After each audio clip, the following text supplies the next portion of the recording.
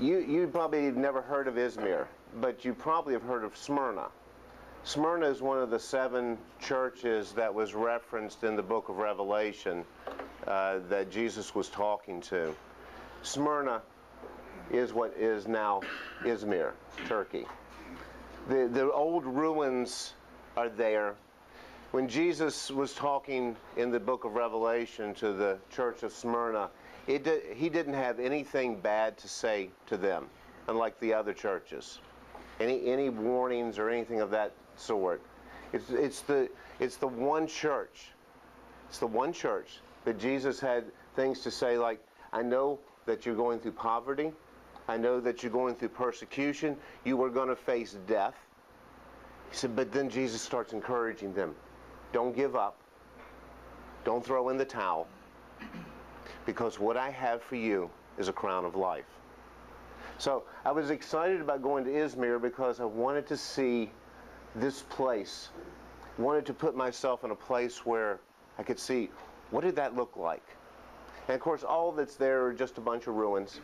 And I really thought I was going there just to kind of tie what I've read in the Bible to, putting a picture in my mind, putting pictures that I could relate to what he was talking about. But after I got there, I realized that it really wasn't for that reason.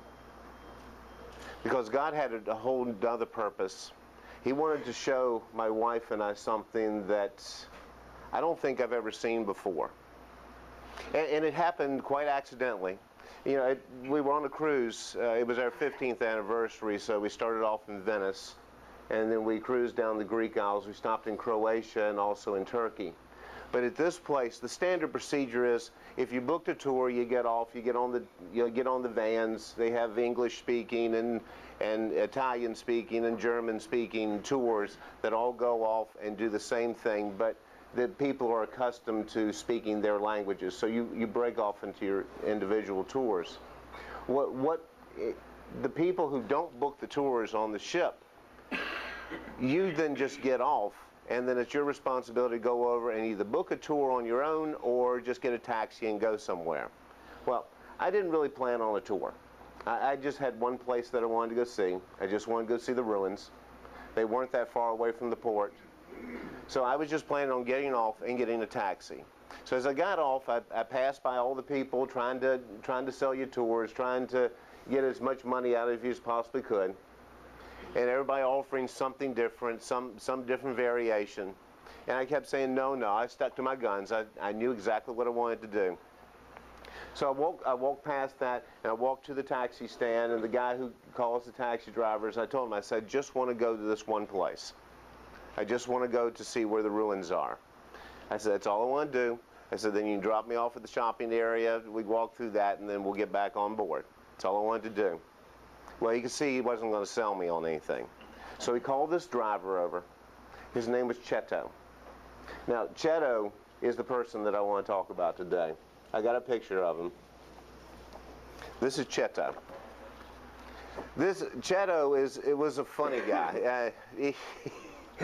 It was quite unlike anybody that I expected. Cheto didn't speak any English. Well, let me say, he spoke broken English.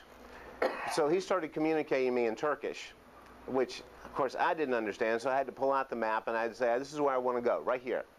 He said, okay. And then he asked me my name. He asked Tracy her name. And he started saying, he said, go here, 10 euro. Go back, 10 euro. Let me show you. Then he pulls out the map, and he says, I can take you here, I can take you here, I can take you here, 30 euro. I said, okay, that's a good deal, because that's like a third of the price of what they were offering 100 feet back behind me. So we worked out a deal, and we saw some incredible things that day. But that was still not what God wanted to show me on this trip. What he wanted to show me was, in fact, Cheto. Because what I found that day, I found a man who had very little to offer. You could tell from the way that he reacted to us coming on and him helping us try to do a tour, that he didn't get those opportunities. He was the one who was passed by. He wasn't able to be up front because he didn't speak any English. He didn't have any language skills. So as we got in his taxi, we got into a taxi that on a 95-degree day had no air conditioning. As we were driving around, you could see the little red light. You know what the little red light on the dash is? That you're almost out of gas? Constantly flashing the entire 4 hours of the trip. But I had the most incredible experience because of this man. Now you got to understand, I've been in limos, I've been on tours, I've seen just about every type of transportation. This guy who had very little to offer ended up offering me the best gift that I've ever had.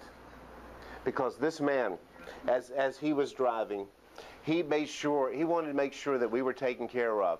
So there were numerous places that he just stopped. And all of a sudden, this man, who I did not know, had become my best friend. He wanted to take pictures with me. He was taking pictures of myself and my wife on a constant basis. He stopped on the side of the road, and he found a stand, a fruit stand. And he said, he ran over across the street, stopped right in the middle of the road, which is not unusual over in Turkey. Stopped right in the middle of the road, ran over, got four cherries, didn't ask for them, just grabbed them, ran back over to the car, handed 2 to my wife and myself. He said, "You like?" I said, "Yes." So he ran back over there and got us a half a pound of cherries to eat in the car as we were going along.